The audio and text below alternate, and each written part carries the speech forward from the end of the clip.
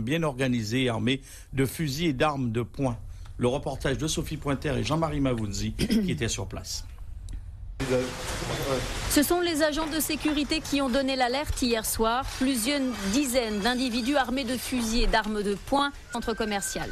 Ils lancent des pierres pour casser les vitrines et tentent d'enjamber la grille. L'arrivée des gendarmes les oblige à se replier.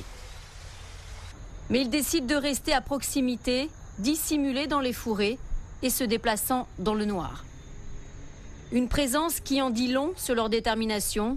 Les gendarmes se méfient et guettent tout mouvement. Le danger est réel.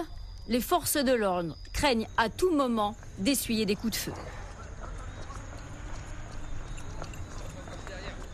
Ils décident alors de faire venir en renfort une dizaine du gendarme mobile. Ils prennent position à l'arrière du centre commercial pour tenter de prendre à revers ces petits groupes. Et soudain, tout s'accélère. À l'opposé du bâtiment, les gendarmes repoussent les braqueurs.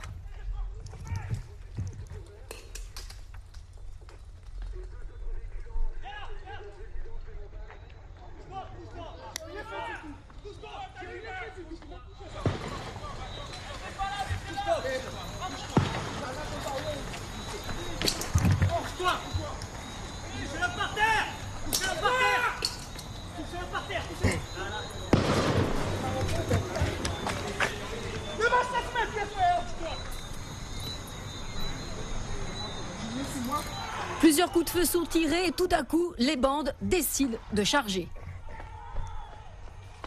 Cassez-toi, casse-toi! On en a des tueurs qui sortent de là-dedans! Cassez-vous! Ils nous sortent! Obligés de se replier, les forces de l'ordre font alors face à une situation explosive. D'un côté, des bandes aguerries, armées et prêtes à tout. De l'autre, des dizaines de curieux qui n'hésitent pas à s'approcher pour regarder, risquant à tout moment d'être blessés par une balle ou un cocktail Molotov.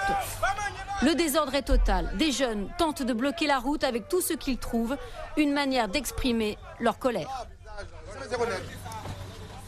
C'est la profitation.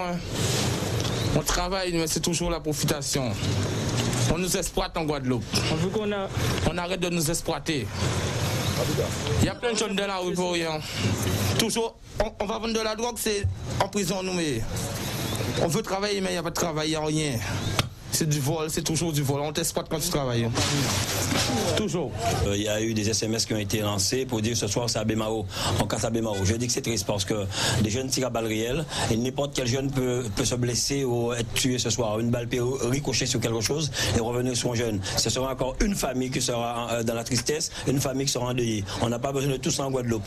Comme on le dit, on est d'accord à la mobilisation, on est d'accord à ralentir s'il le faut tout l'économie, mais pas arriver là pour qu'on puisse s'affronter comme si c'était une guérilla qui existait en Guadeloupe. Et ce drame pressenti ne se produira pas à Bémao, mais à Pointe-à-Pitre, quelques heures plus tard.